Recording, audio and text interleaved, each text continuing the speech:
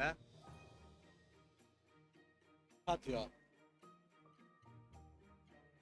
Nis i roi gein lawr, probably. Padi'r gein fyny chdi bach ar y channel yna. 1, 2, 1, 2, iawn.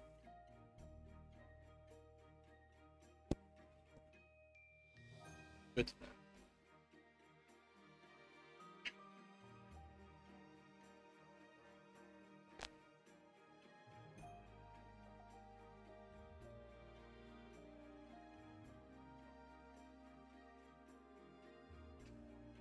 Gwrheiddodd Linda yn saff, dy fe? Ath Linda yn saff? Na.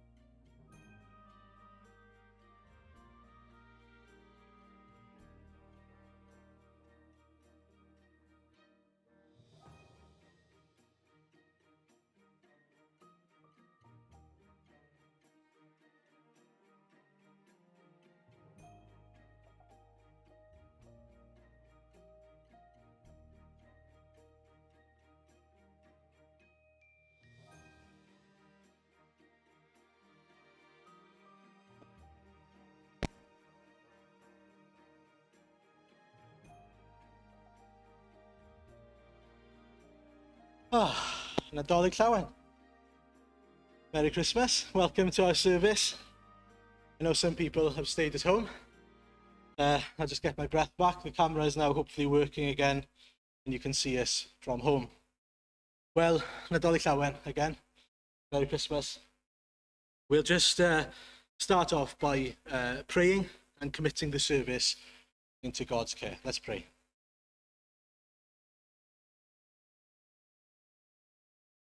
Nefel Dad, ni'n diolch I ti bod ni'n gallu dod at ein gilydd I ddathlu dyfodiad Christ i'n byd ni. Lord, we are so thankful that we can come together, that we have the freedom, the ability, the health, the strength this morning to come together, to seek you, to worship you. And Lord, as we come together, we pray that you would bless us, that you would speak to us, and that you would accept our praise. We are here primarily today just to praise your name, the Saviour that you are. And so be with us and bless us, we pray, in Jesus' name. Amen. Well, ni am wneud pethau chydig bach wahanol heddi. We're going to do things a little bit differently today. We're going to start off with a reading immediately, and then I'll share a little word, and then we'll hear two songs after I pray. So, firstly then, the reading, Philippians 2, verses 5 to 11. It'll be on the screen in English, and I'll be reading in Welsh. Felly, Philippians 2, 5, 11. Chi'n gwybod nhw? Mae Paul yn siarad gyda'r eglwys ac yn dweud, amlygwch yn eich plith eich hunain yr agwedd meddwl honno sydd yn wir yn eiddo I chwi yng Nghrist Iesu.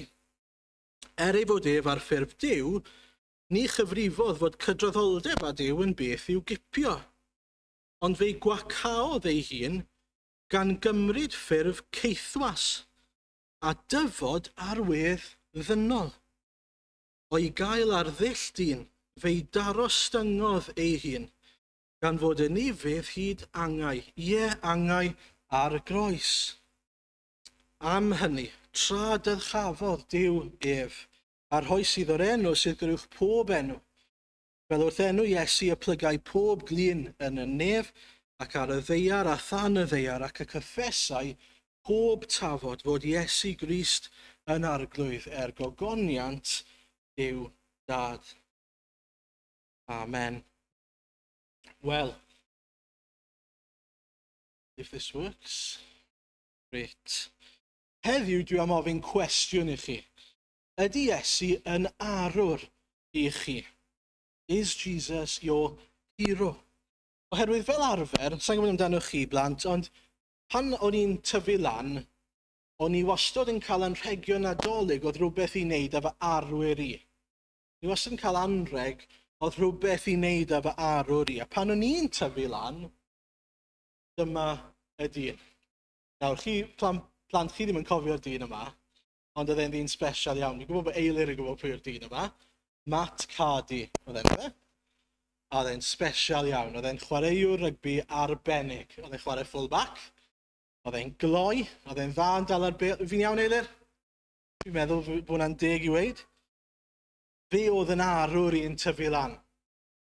He was my hero growing up. But what I mean by my hero is that I wanted to be like him. I wanted to be like him, so on Christmases I'd get, can you spot me there? Should be, there I am. There's me. I don't know how old I was, but I'd always get a scarlet rugby shirt because I wanted to be like Matt Cardy. Os rwy'n wedi cael Chris Scarlett, o'n i'n gobeithio byddech chi, o'n I bron yn gwisgo un fi. Dangoswch Chris Scarlett chi. Ddigon twy ma. Yes. They've got their Scarlet shirt on. Where's everyone else's Scarlet shirt? That's what I want to know. They've got their Scarlet shirt on. Why? Probably because they've got a hero, someone they love in that team. And so I'd practice my rugby, I'd wear the shirt, I'd go to games. I loved Matt Cardy. He was my hero. But when you actually think about it, heroes aren't really that special.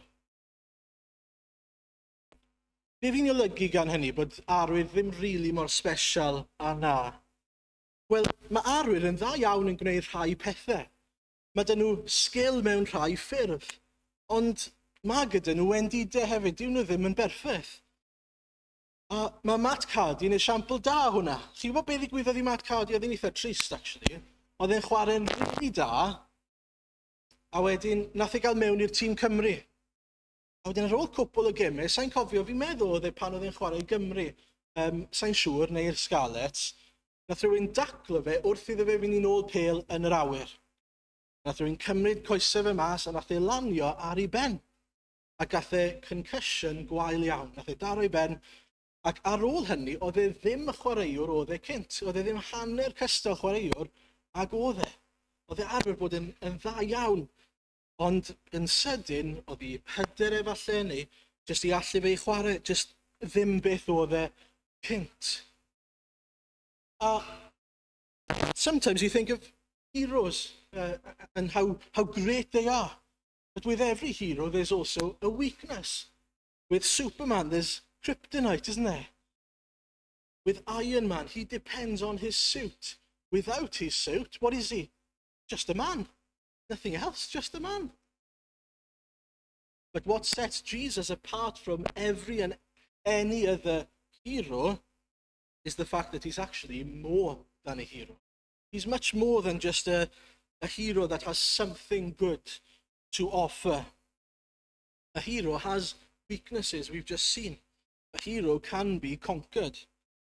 A hero like Hulk, I don't know if you've seen Hulk, but at times with Hulk, he can get so angry that he can't control himself anymore.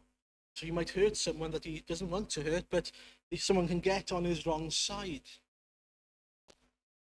A wedyn chi'n meddwl am y gweithwyr NHS, maen nhw wedi bod yn wych, ynddo fe?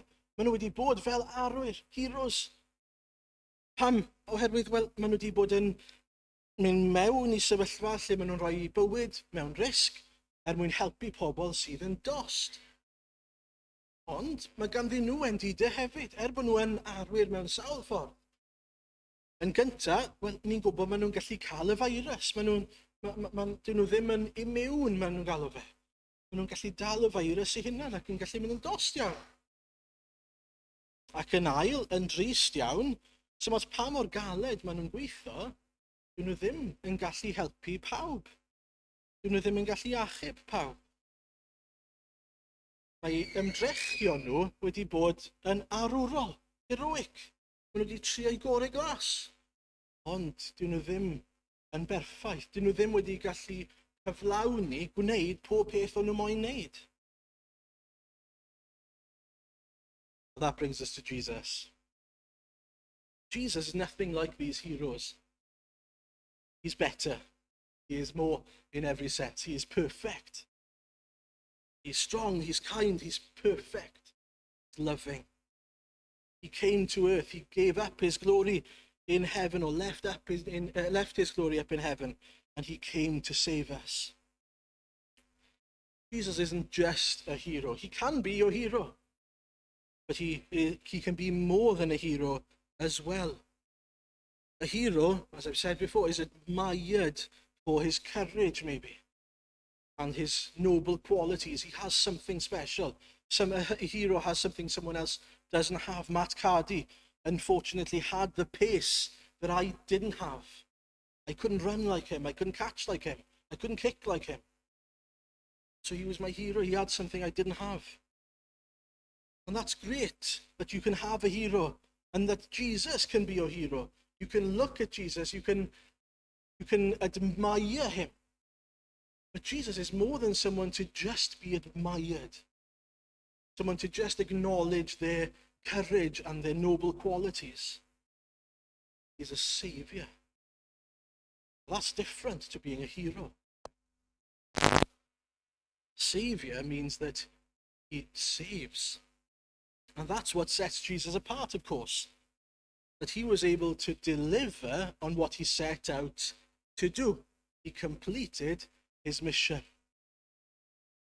Felly, beth oedd e am i'w wneud o'r dechrau? Wel, hyd yn oed cyn i Iesu gael ei eni, ni wedi clywed hwn mewn sawl darlleniad, dwi'n credu bod un o'r plant wedi darllen hwn wrthos diwetha. Dyma ddwedodd yr angel amdano fe. Bydd yn esgor ar fab a gelwi ef Iesu, a mae ef a waredau bobl oddi wrth ei pechodau. So ni'n gweld mae cynllun Duw o'r dechrau cynllun Crist o'r dechrau oedd i achub pobl oddi wrth eu pechodau. Dyna'r plan.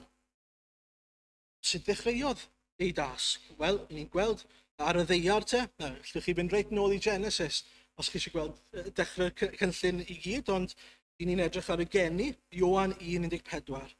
A daeth y gair yn gnawd a phreswylio yn ein plith yn llawn gras a gwirionedd. Welsom ei ogoniant ef, ei ogoniant fel unig fab yn dod oddi wrth y tad. Waw! Dyw ei hun yn dod i'n byd ni. Dyw ei hun, y gair yn dod yn gig a gwaed fel chi a fi, a preswylio yng nghanol pobl fel chi a fi. Pechaduriaid pobl gwan anghennus. When doctors and nurses go into a COVID ward, they risk their own lives, didn't they?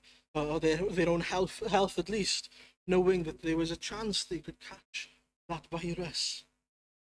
But when Jesus came into a world full of sin, he knew he was going to die. It wasn't a risk, it was a plan. It's different. As we heard from Clyde, he came to die. He knew that he was going to lay down his life to save those infected by sin. He was immune to sin, but he bore it in our place.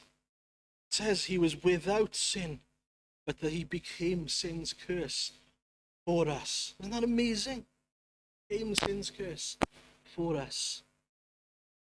A felly mae achubwr yn achub. Iesu i'n achub ni. Oddi wrth ein pechodau ni. Dyna pam mae wedi dod. Mae mor bwysig. Mae dyna'r canolbwynt. Dath ein rhyddhau ni. O beth? O beth dath ein rhyddhau ni? Wel, o'n pechodau ni wrth gwrs. O afael Satan ac o goblygiadau'n pechod ni, sef marwolaeth. Dath e fel goleuni y gwirionedd i ganol byd o dywyllwch pechod. Mae'n dweud yn 1:4, 24, ef ei hun a ddygodd ein pechodau yn ei gorff ar y croesbren, mwyn i ni ddarfod a'n pechodau a byw i gyfiawnder. Gorffen a'n pechodau ni, bod nhw wedi mynd a byw i gyfiawnder. Byw i Grist, trwy ei archoll ef, trwy ei friwiau ef, y cawsom ni iachad. So he came to save us from our sins. In order to what? Well, in order to be forgiven. In order to live for righteousness. In order to know and enjoy God. We're going to sing Hark the Herald. Well, we're going to listen, to Hark the Herald at the end. There's a couplet there. It's a wonderful couple of lines where we hear the purpose of salvation. Born to raise the sons of earth. Born to give them second birth. It's my favourite carol. Just, I think because of those two lines, the couplet there, it just reminds us that Jesus not only came to forgive our sins, but to raise us from our sinful dead state in order for us to be born again, to have new life, to have a new purpose, to have an eternal life. Life where death does not bring us down and end things for us. And that's why it's important that it doesn't finish there. John 10:11 says, I am the good shepherd. The good shepherd lays down his life for the sheep. Then in verse 17, the second part of it, the reason my Father loves me is that I lay down my life only to take it up again. No one takes it from me, but I lay it down of my own accord. I have authority to lay it down, authority to take it up again. Un rhan bwysig iawn o hanes y Nadolig yw'r ffaith fod Iesu nid yn unig wedi byw, nid yn unig wedi dod i farw yn ein lle ni, wedi dod i lawr i'n byd i farw, ond bod e wedi dod lawr mwyn ein codi ni nôl lan. Dwi ddim wedi dod lawr mwyn aros yna. Bydde hwnna'n gysur bod Iesu wedi dod i'n plith ni, i breswylio yn ein plith ni, gret. Ond os byddwn ni wedi aros fel yna, a dyna ni, wel byddwn ni dal lawr fan hyn yn ein pechod ni. A Iesu wedi dod lawr mwyn ein tynnu ni lan i fywyd newydd gyda fe, i'r nefoedd gyda fe yn y pen draw, gyda fe gynllun ar ein cyfer ni. Yn dweud yn Iowan 14, un o'r hoff gymalau fi yn y Beibl, peidiwch â gadael i ddim gynhyrfu'ch calon. Credwch yn yw, a chredwch yn y finnau. Yn hufen-had y mae llawer o drigfannau. Yna byddai felly, a fyddwn ni wedi dweud wrthoch chi fy mod i wedi mynd i baratoi lle i chi. Ac os af o paratoi lle i chwi, bydd o fy nôl a'ch cymryd chwi ata fi fy hun. Mwyn i chwithau fod lle yr wy fi. Dywyddoch y ffordd i'r lle yr wy fi'n mynd. Meddai Thomas wrtho, Arglwydd, ni wyddom i ble rwyt yn mynd. Sut y gallwn wybod y ffordd? Dywedodd Iesu wrtho, my fi yw y ffordd, y gwirionedd a'r bywyd. Nid yw neb yn dod at y tad ond trwy. Ond mae e eisiau i ni ddod trwyddo fe. Berthynas gyda Duw, ond hefyd i dragwyddoldeb yn y nefoedd, yn y cartre yna, i ni baratoi ni. Os yw e wedi dod i lawr i farw drosto ni, mi fydd e'n dod yn ôl i'n casglu ni. If he came down to save us, he'll come back to claim us. So important to remember that at Christmas time. Not that he just came down, he ended up going back up. One day he'll come back down again to bring us back up to himself. It does not end with Christ's death. It ends, as we heard in that reading in Philippians 2. After his condescension, we hear of his ascension, his exaltation. He was raised up into glory and to the right place, the deserving place for him, where every knee one day will bow, every tongue one day will confess him Lord and Saviour. He will be recognized as that King. I've mentioned this before. I've got a favorite program. It's called Undercover Boss, where this boss of a big company wants to find out what the problems are in his company. And so he goes undercover. He tends to be someone else. He wears a wig, he grows a beard and whatever, or he shaves it off if he's got one already. And he goes in as just a normal employee, trying to fix things. But the big climax comes at the end where he reveals himself as the boss, and then he gives people sort of rewards and these great things. Well, that's exactly how it will be with Jesus, but obviously on a greater scale, where one day everyone will see. The cover will come off. Everyone will see his glory. Everyone will bow the knee. But there is a question here, a big question, the key question. Although Jesus might be your hero, although you might look up to him and admire him for his qualities, the big question is not, is he your hero? Is he your Saviour? Are you safe in his hands? Has he saved you? There's a huge difference between seeing that Jesus is your hero and being able to say, Jesus is my Saviour. He has saved me. Ydy e'n arglwydd arnoch chi? Yw e wedi'ch achub chi? Oherwydd dyna i ni angen. Felly yn aml mae arwr i ni eisiau, ond gwaredwr i ni angen. Ydych chi'n plygu glin a'i addoli fe heddi? Ydych chi'n plygu glin am eich bod chi'n ei garu fe ac yn ei adnabod e? Neu a fyddwch chi'n plygu glin heb adnabod Iesu? Bydd pob glin yn plygu, ond ddim yn yr un ffordd. Bydd pob glin yn cydnabod Crist yn arglwydd, ond bydd rhai yn ei addoli fe fel ei blant e, fel rhai sy'n perthyn iddo fe neu iddo fe. Bydd rhai yn wynebu Crist ac yn gorfod plygu glin heb fod ar ochr. Bydd ddim eisiau un o chi fod yn y sefyllfa yna ar ddydd Crist. Felly allwch chi ddweud, rwy wedi fy madde. Rwy ddiogel yn Crist. Mae Iesu wedi fy achub i. Os nag ydych chi wedi gwneud, gwnewch heddi.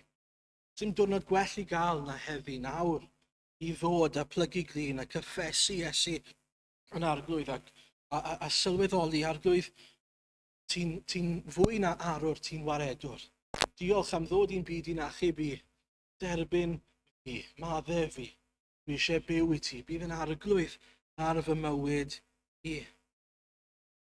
And if you have come to Christ, if you are in Christ today, we can rejoice. We can say hallelujah. Praise the Lord. Whatever we may be feeling today, whether we are struggling with not seeing some members of our families, feeling confined, feeling restricted, we can feel a lot of things. Perhaps struggling with loss, struggling with grief, whatever it might be, we have one thing, which is the main thing to rejoice about, which is enough to fill our hearts with pure joy. The fact that Jesus saved us. He came for me. He came to this earth to save me and you. What a wonderful hope and joy we have. The great thing is that he has 100% success rate in saving people. Not like others who may fail at times. He has 100% success rate, which means anyone who calls on the name of the Lord will be saved. And be sure of. Ac i orffen, yn ein darlleniad ni, yn Philippiaid 2, mae yna orchymyn i ni, i ddilyn esiampl Iesu, trwy ddangos yr un distadledd yna, yr un gostyngeidrwydd yna, a mae Iesu wedi ddangos tuag ato ni. Rhagwedd yna, weld pobl yn fwy teilwng na ni yn hynny, yn uwch na ni yn hynny. Yn union fel nath Iesu wneud i ni wrth ddod i'n byd ni. A mi'n credu bod hwnna'n bwysig i ni gofio yn y Nadolig yma. Felly dau beth allwn ni ganolbwyntio ar y Nadolig yma. Yn gyntaf, dyrchafu enw Iesu. Nid just fel arwr, ac yn dweud wrth bobl, edrychwch mor dda i Iesu. Fod hwnna'n gret, peidiwch anghamddeall chi. It's great to point to Jesus and say, look, he can be your hero. Look at how special, how great, how wonderful he is. But you know, he needs to go further. Look at what he's done for us. Look at where it will end for us. Look at how he's changed everything for us. Look at what is ahead, because he's transformed us completely. And so, remember to exalt the name of Jesus this Christmas. But also, remember to humble yourself before God, but also before others as well. Allwn ni hefyd ddarostwng ein hyn. Caru'n gilydd fel mae Crist wedi'n caru ni yn gyntaf. Na chi esiampl gret mwyn gallu cyflwyno'r efengyl ydw. Mwyn gallu dangos, modelu esiampl a cariad Crist eraill o'n cwmpas ni. Mwyn ei enw. Amen. Well, we're going to pray, and then we'll listen to two. One is more of a hymn, maybe, but it struck me and it really moved me in my heart when I listened to it. It was part of a Christmas carol series, so I thought it's okay to play it. It's called We Have a Lamb. It's amazing, I think. And please listen to the words in a minute. They can play after I pray, if that's okay, Sam. And the secondly then will be Hark the Herald in Welsh, which again has that wonderful story and exalts the name of Jesus in it as well. So newn ni weddio, let's pray together. Arglwydd Iesu, i ni'n diolch i ti, dy fod ti yn arwr, ond yn fwy nag arwr, yn achubwr, yn waredwr, dy fod ti wedi dod i'n hachub ni.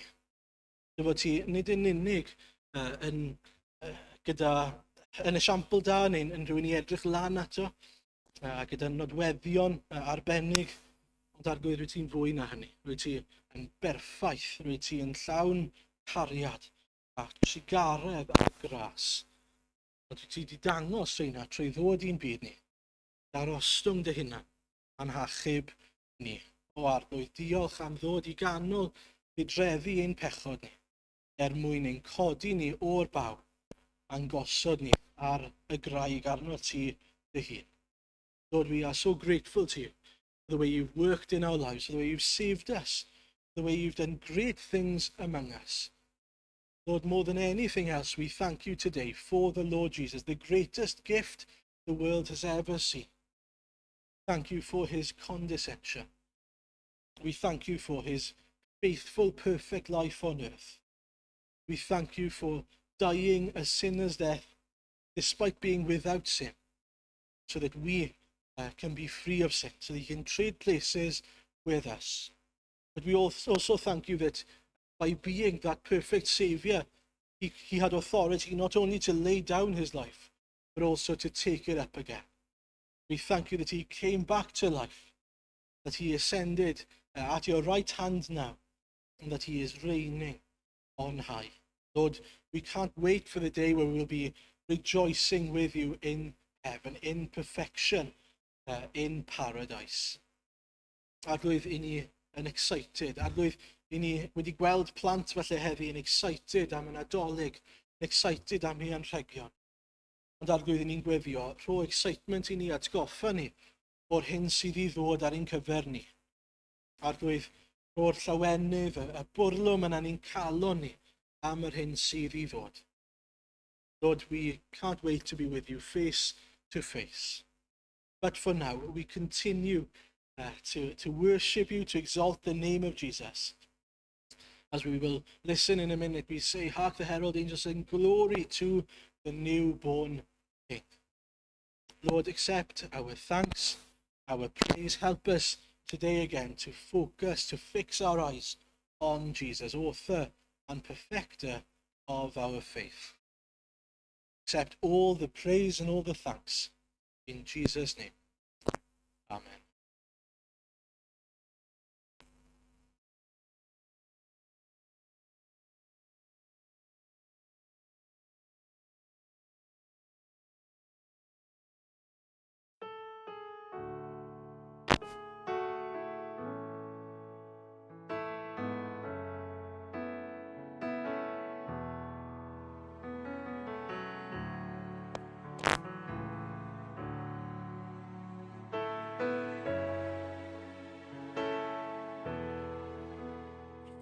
Mistakes we can't forget, and the sins that still beset. We have a lamb, we have a lamb for our fraught and anxious realm, for the fears that overwhelm. We have a throne, we have a throne, we sing worthy, worthy is the Lamb who was slain for the world. Royal arms unfurled, we sing glory, glory to the Christ. Your cross, our fountain of life, for our lost and lonely hearts, for our gnarled and tangled paths. We have a shepherd, we have a shepherd, for our dry and listless souls, and our thirst for being whole. We have a stream, we have a stream, we sing worthy, worthy is the Lamb who was slain for the world. Royal arms unfurled, we sing glory, glory to the Christ. Your cross, our fountain of life, for regret and ravaged years, for all sweet and bitter tears. We have a Father. We have a Father. For our treks through burning sands to our home in promised lands. This hope to all is done. Our God, the three in one, we sing, worthy, worthy is the Lamb who was slain for the world. Royal arms unfurled, we sing, glory, glory to the Christ. Your cross, our fountain of life.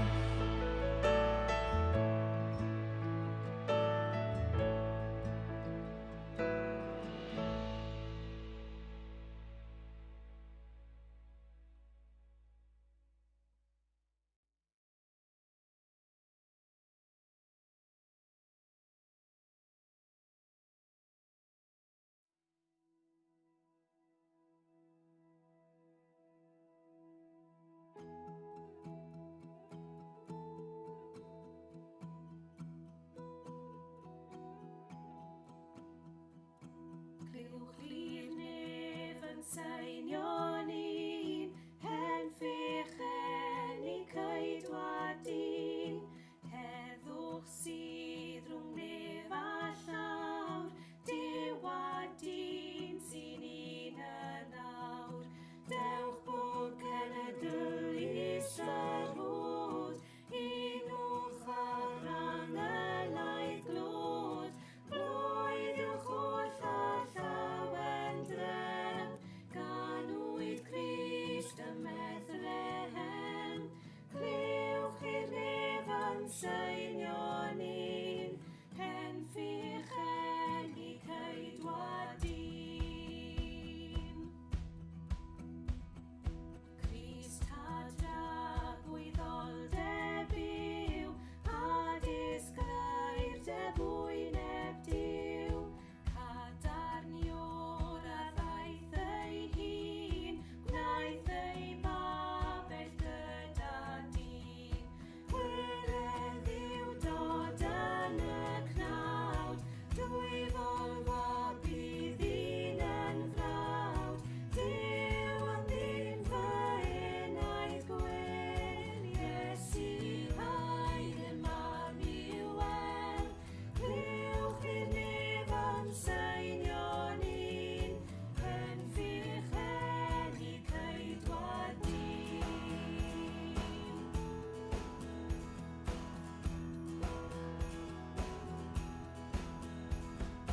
Hen ffych tywysog heddwch yw, hen ffych hael cyfiawnder gwyw. Cywyddwch ac olau ddydd, iechyd yn ei esgyd sydd. Oes i lawr o goniant nef, fel na ffrengom ganwyd ef. Ganwyd ef o'r rhyfedd, fel y genid hyd rachem.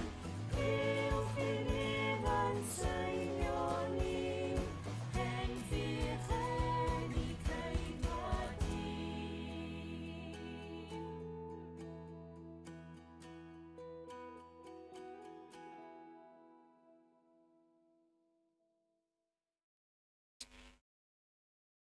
Arglwydd Dduw, diolch i ti am fod yn geidwad i ni.